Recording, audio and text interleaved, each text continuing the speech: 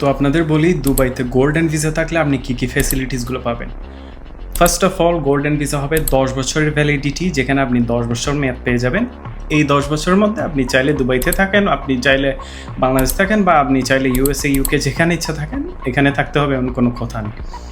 এবং সেকেন্ড হচ্ছে, আপনি আপনার ভিসা দিয়ে আপনার ফ্যামিলি স্পন্সর দিতে পারবেন, আপনার ফ্যামিলি আনতে পারবেন এখানে। থার্ড হচ্ছে, আপনি একটা মেইড এবং একটা ড্রাইভার আনতে পারবেন এই গোল্ডেন ভিসা স্পন্সরের মাধ্যমে।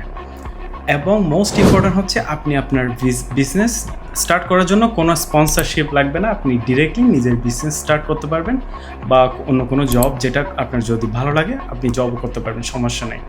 ফিফথ হচ্ছে, আপনি যদি কোথাও আপনার পাসপোর্ট হারিয়ে ফেলেন বা কোনো এয়ারপোর্টের মধ্যে, আপনি জাস্ট 30 মিনিটসের মধ্যে আপনার ডকুমেন্টেশন পেয়ে যাবেন দুবাই গভর্নমেন্ট থেকে, সো আপনি ইজিলি দুবাইতে আসতে পারবেন।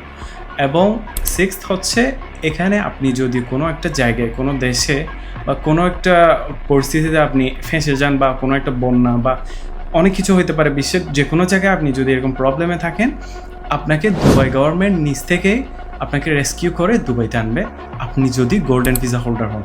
আর গোল্ডেন ভিসা পাওয়ার জন্য মেইন হচ্ছে একদম ইজি প্রসেস, যেটা হচ্ছে invest in Dubai with 2 million. আপনি জাস্ট 2 মিলিয়ন ইনভেস্টমেন্ট করলে আপনার গোল্ডেন ভিসাটা 100%। এটা এমন না যে আপনি জাস্ট অ্যাপ্লাই করছেন আপনি পাবেনই পাবেন, আপনি জাস্ট 2 মিলিয়ন অ্যাবভ যদি ইনভেস্ট করেন তাহলে আপনি গোল্ডেন ভিসা পেয়ে যাবেন, এবং ওই ভিসা দিয়ে আপনি সব ফ্যাসিলিটিস আপনি পাইতেছেন।